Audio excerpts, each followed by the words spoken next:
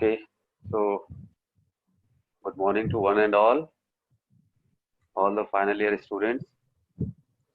Sir morning very good morning. आप सभी लोग मुझे जितने दिखाई दे रहे हैं, मैं आप सब लोगों को जरा देख लूं। पवन है मेरे साथ में क्लास में, अरविंद है, राहुल है, गौरव, जुनैद, संयम, राकेश। ओके, तो अभी मुझे जो स्ट्रेंथ दिखाई दे रही है वो इतने मेंबर्स की है ना। ये स्ट्रेंथ अभी हमारी काफी कम है। बाकी लोगों को रिक्वेस्ट डाल दी आप सभी लोगों ने क्लास में? हाँ सर, डाल दिया सर ग्रुप में। ओके, है ना। तो लेटर ऑन ये सभी ज्वाइन होते चले जाएंगे, कोई बात नहीं। लेकिन ज्यादा से ज्यादा स्टूडेंट्स इन सभी चीजों का फायदा उठाएं। Sanyam Jain, where are you? Come to the screen.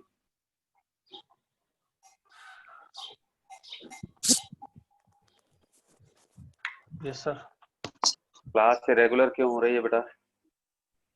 Sir थोड़ा सा बिजी शेड्यूल था सर। कोई बात नहीं, लेकिन कोशिश करो कि अपने जो अभी ऑपरेशन रिसर्च टेक्निक्स जो सब्जेक्ट आप लोगों के पास है, मैं सभी स्टूडेंट से कह रहा हूँ, स्पेशली मैंने संयम को इसलिए बुलाया क्योंकि एक हमेशा से क्लास में एक रेगुलरिटी आप लोग सब मेंटेन करते थे और बीच में कहीं ना कहीं दिखाई नहीं दे रहे हैं। तो या तो कोई ना कोई जरूरी काम में बिजी होंगे, बहुत ही जरूरी होगा, अदर देन द सब्जेक्ट तभी बिजी होंगे। लेकिन कोशिश करिए कि अपनी जब क्लासेस का शेड्यूल अपन को मिला है तो इसको बहुत प्रॉपरली फॉलो करें, क्योंकि फाइनल ईयर के सब्जेक्ट्स की इंपॉर्टेंस जो है आप सभी को मैं बता चुका हूँ कि पूरे लाइफ के टर्निंग पॉइंट्स होता है फाइनल ईयर आप सभी लोगों के लिए। और क्या हम इसी को इग्नोर करने के लिए आ जाते हैं, कई सारी प्रायोरिटीज सेट कर लेते हैं, है ना।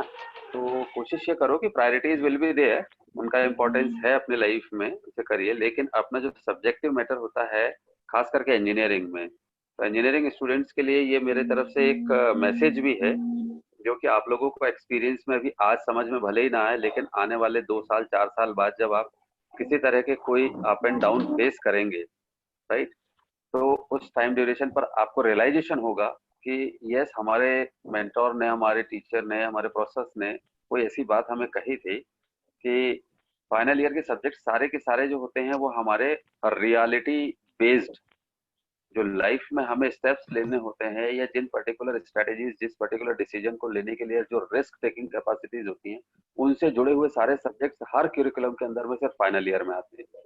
लेकिन हम क्या करते हैं कि हम थर्ड ईयर तक जो भी है सो एंड सो कंडीशन को अडॉप्ट करते हैं और उसके बाद सोचते हैं कि फाइनल ईयर तो अब हमारे लिए इजी हो जाता है, उसको हम बहुत कैजुअल ले लेते हैं। तो I just want to tell you all that कि try to change this particular mindset. अगर आपने फाइनल ईयर के सब्जेक्ट्स पे फोकस कर लिया तो आपकी करियर अपॉर्चुनिटीज में सबसे ज्यादा हेल्प करते हैं आपके करंट फाइनल ईयर के, क्योंकि ये एप्लीकेशन बेस्ड होते हैं। करियर अपॉर्चुनिटी के लिए एप्लीकेशन बेस्ड सब्जेक्ट्स होते हैं, है ना। तो आपको सभी को जो है वो फोकस एरिया फाइनल ईयर का बहुत सीरियस रखना चाहिए, है ना। ये हम लोग अपना एक्सपीरियंस आप लोगों के साथ इसलिए शेयर कर रहे हैं क्योंकि मोस्ट ऑफ द जो फेलियर्स मिलते हैं ना आपको फील्ड में, फेलियर्स कौन है, मतलब जिन्होंने अपने ड्रीम को अचीव नहीं कर पाए या किसी तरह से लैक कर गए, तो उनका सबका अगर आप थोड़ा स्टडी करने के लिए जाएंगे तो देखेंगे कि कहीं ना कहीं इस तरह की मेजोरिटी ऑफ पीपल जो है उन्होंने अपने जहां पर जिस ईयर में ज्यादा फोकस करना था उस ईयर में फोकस शायद वो किसी कारणवश नहीं कर पाए, है ना। तो यू ऑल आर लकी कि हम ये अवेयरनेस हमारे स्टूडेंट्स को पहले से देते हैं, राइट। और इसको जो भी बच्चा सीरियसली लेता है, उनके मैंने रिजल्ट्स अपने पास्ट ईयर्स ऑफ एक्सपीरियंस में देखे हैं कि बहुत अच्छी और बड़ी अपॉर्चुनिटीज को ग्रैब करके आज वो अपने सर्वाइवल और बहुत अच्छे एक लिविंग लाइफ को स्टैंडर्ड वे में जी रहे हैं और खुशी से वो अपनी सारी बातें शेयर करते हैं, जिसमें एक इम्पॉर्टेंट सब्जेक्ट है जो आप लोगों के साथ मेरा जुड़ा हुआ है अभी। And you all are lucky for this. And मैं आप लोगों को ये सब्जेक्ट जो बता रहा हूँ ये बिल्कुल आप इसको की पॉइंट बना लीजिए। अगर आप मान लेंगे इतनी सी बात को तो आपका कोई नुकसान नहीं होगा, लेकिन यह है कि फायदे की कोई सीमा नहीं हो, है ना। इसलिए मैं वो आप अपने जिस एंगल से देखना चाहते हैं लाइफ में अपने आप को, आपको वो टर्निंग्स देता है ऑपरेशन रिसर्च और सप्लाई चेन मैनेजमेंट, क्योंकि प्योरली ऑपरेशन मतलब मैनेजमेंट ऑपरेशन बेस्ड सब्जेक्ट है। और इंडस्ट्री को हमारी रिक्वायरमेंट किस चीज की होती है, मैनेजमेंट ऑपरेशन की होती है, ना कि हमारे सब्जेक्ट के अंदर में हमने कौन सा फॉर्मूला पढ़ा था या उसका आउटकम आंसर क्या था, ये सब कोई नहीं पूछेगा हमसे। हमसे रियल प्रॉब्लम जो एग्जीक्यूट हो रही हैं हमारे पर्टिकुलर वर्किंग मॉड्यूल में, उसी से रिलेटेड सॉल्यूशन अप्रोच के बारे में बात होगी और उसी से रिलेटेड हर एम्प्लॉय से हर एम्प्लॉय से ये एक्सपेक्टेशन होती है कि जो पर्टिकुलर टास्क कॉम्पिटिटिव फेस में आता है उसे हम कैसे चेस कर रहे हैं और कैसे हम अपने ऑप्टिमम सॉल्यूशन की तरफ जा रहे हैं, मार्केट को नए मार्केट को क्रिएट करके और कॉम्पिटिटिव मार्केट को क्रैश करके। ठीक है, तो हम हमारी जो एबिलिटी है वो ऐसी होनी चाहिए, राइट। इसलिए मैं थोड़ा सा चाहूंगा कि you all should be regular. तो कल हम लोगों ने जो प्रॉब्लम समझा था उस प्रॉब्लम में मैं आगे लेकर के चल रहा हूँ, है ना। तो एक अनबैलेंस्ड की सिचुएशन में इसमें बता दूं, क्योंकि ट्रांसपोर्टेशन के मेथड्स तो पांचों मेथड सभी बच्चे सीख चुके हैं, यस और नो? Hello, yes sir. है ना। Yes sir. सभी को सारी बातें समझ में आ गई थी और मैंने अच्छे से समझाने की पूरी कोशिश की है। फिर भी अगर किसी को ऐसा लगता है कि वो नहीं समझ पाए हैं तो मैं आप सब लोगों को उसके इस मॉड्यूल में फिर से आपको एक्स्ट्रा टाइम दे करके आपको क्लियर करवा दूंगा कॉन्सेप्ट को। ठीक है, तो डरने और घबराने की बात नहीं है। एक्चुअली क्या होता है, जिस तरह से हमने ये देखा था कि जो बैलेंस प्रॉब्लम्स होती हैं, ठीक है, बैलेंस प्रॉब्लम्स के केस में हमने क्या देखा था कि डिमांड और सप्लाई का जो पार्ट होता है वो पार्ट हमारे लिए डायरेक्ट इंडिकेट करता है कि हमने डिमांड और सप्लाई की वैल्यूज अगर हमारी बैलेंस है तो हमारे लिए प्रॉब्लम को सॉल्व करना इजी हो जाता है। फॉर एग्जांपल ये स्लाइड मैंने सामने लिया हुआ हूँ, या फिर इस स्लाइड की जगह पर मैं आपको कल का प्रॉब्लम उठा लेता हूँ। ठीक है, कल जो हमने प्रॉब्लम सॉल्व किया था उसी प्रॉब्लम में से एक केस सामने रख देता हूँ, ठीक है ना। तो यहाँ हम इस केस को देखें, ये वैम का प्रॉब्लम है, वोगल्स अप्रोक्सीमेशन मेथड मैंने कल सभी को कैसे सॉल्व करते हैं ये बताया था। तो हमारा फोकस एरिया क्या होता है यहाँ पर कि दो तरह के मेथड्स हमें पता चले थे, एक है बैलेंस्ड प्रॉब्लम और दूसरा है unbalanced problem. Getting me yes sir. Everyone, है ना। Yes sir. तो अभी जब बैलेंस्ड ट्रांसपोर्टेशन प्रॉब्लम है, इट मींस दैट कि आवर रिक्वायरमेंट और considered as demand should be equal to the supply. Yes, do you all Yes, sir. Understand the term which we have Yes, sir. Learn earlier? Okay, अगर हमारे पास में कोई situation ऐसा आता है कि उस पर्टिकुलर सिचुएशन में हमारी ये जो डिमांड और सप्लाई है ये दोनों चीजें अगर हमारी डिफर कर रही हैं, फॉर एग्जांपल, ओके, मतलब डिमांड का टोटल आउटकम सम वैल्यू और सप्लाई की सम वैल्यू जो है वो अगर मैच नहीं कर रही है, राइट।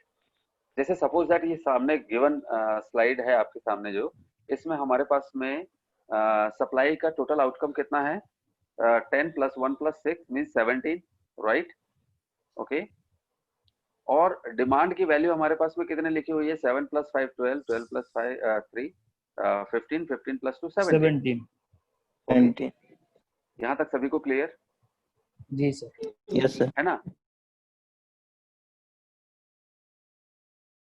ओके, अब अगर मान लीजिए सप्लाई की वैल्यू यहाँ पर 17 की जगह पर अगर 25 आ रही, कोई वैल्यू इसको अपने लिए कंसीडर कर लीजिए थोड़ी देर के लिए, है ना। Okay, hello, Yes, sir. है ना। Yes, sir. ध्यान यस से सर। नोट, आप इसको नोट भी कर सकते हैं और इसको एक छोटे से सिंगल स्टेप में मैं आप लोगों को वो मेथोडोलॉजी को अडॉप्ट करने की अप्रोच बता रहा हूँ। Okay, so with the help of that particular approach you are able to solve that particular unbalanced transportation problem by the using of that approach, and that problem will be comes in a balanced form, and so that you can take the all procedural steps which we are using for the all the 5 steps, okay, 5 methods of the transportation problem। तो जिस भी method से आप करेंगे उसमें आप उसको adopt कर सकते हैं। गेटिंग? Yes, sir. ओके, अभी मैंने क्या कहा आप सबसे कि सप्लाई की वैल्यू सपोज हमारे पास में 25 आ रही है और डिमांड की जो वैल्यूज हैं वो टोटल ऐड करने पर रिक्वायरमेंट की वैल्यू कितनी हो रही है, 17 हो रही है। 17. तो डिफरेंस कितने का मिला हमें? 8 का 8 का। 8 का डिफरेंस मिला। किस में मिला? सर सप्लाई में। सप्लाई में मिला। तो हमारे पास में जो वर्टिकल सप्लाई की जो वैल्यूज दिख रही है उसमें जितना डिफरेंस आ रहा है उस डिफरेंस को एक एडिशनल रो को ऐड करके, मेरे यहाँ पर पावर ऑफ हो गया है, मैं जिस लोकेशन Yes, में sir. हूँ। Yes, sir. ओके, तो मैं वीडियो को बंद कर लेता हूँ मेरा, है ना। तो मैं जो बात बोल रहा हूँ उसको ध्यान से सुनिए, आप सभी लोग एकदम क्लियर रहेगा आपके लिए, right. Okay, Yes, sir. Hello, है ना।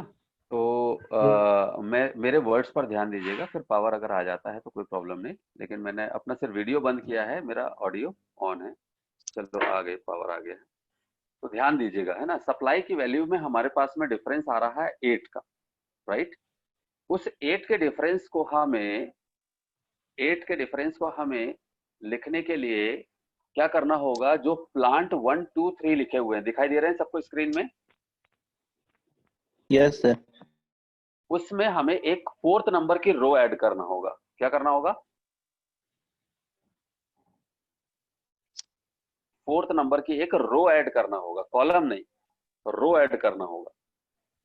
Is that clear? एक रो ऐड Yes, किया sir. आपने, यहां तक सबको clear? Yes, sir. Yes sir. और उस रो में आपकी इनपुट कॉस्ट वैल्यू जो ट्रांसपोर्टेशन होगी वो 0 0 0 होगी चारों में। सपोज 1 2 3 4 डिस्ट्रीब्यूशन सेंटर है हमारे सामने, तो उनकी रो वैल्यूज में आप क्या लिखोगे? 0 0 0 0 चारों सेल्स में। Up to this point everybody should be clear? Yes, sir. Is it clear to everyone? Okay, now अभी जो डिफरेंस हमारा सप्लाई में आया था, राहुल ध्यान देना, हाँ, Rahul, Aamir, Gaurav, Sanyam, yes sir. Okay and all. So मेरे सामने स्क्रीन में जितने नाम दिख रहे हैं मैंने उनके नाम ले लिया, कहूंगा तो पता चलेगा। तो जितना 8 का डिफरेंस हमें मिला, वो 8 का जो डिफरेंस आया बच्चों, वो 8 का डिफरेंस हमने सप्लाई में 6 1 10 और उसके नीचे क्या लिख दिया? 8। हेलो, 4th टर्म क्या आ जाएगा सप्लाई के नीचे में? 8. 8 आ जाएगा। ओके, राइट, है ना? क्लियर है? Yes, sir. Yes, sir. Yes sir. Just a minute, नहीं, यहाँ पर डिमांड की वैल्यू को 20 कंसीडर करिए। कितनी? डिमांड की वैल्यू को 20 कंसीडर करिए और सप्लाई की वैल्यू को